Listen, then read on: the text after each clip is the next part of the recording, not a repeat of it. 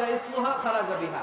আল্লাহর হাবিব সাল্লাল্লাহু আলাইহি ওয়াসাল্লাম যখন সফরে বেরোতেন 11 জন স্ত্রীর নাম লিখে তিনি লটারি করতেন। লটারিতে যার নাম আসতো তাকে নিয়ে বিশ্বনবী সফরে চলে যেতেন। সুবহানাল্লাহ, এত আসতে। আল্লাহর হাবিব সাল্লাল্লাহু আলাইহি ওয়াসাল্লামের 11 জন স্ত্রী ছিল, সবাইরে নিয়ে তো আর যাওয়া যাবে না। এই লটারিটা জায়েজ, এই লটারি জায়েজ। 11 জনের নাম লিখে এটাকে আরবিতে বলে, বুখারীর ভাষায় কুরআ। আরবিতে কি বলে? কুরআ।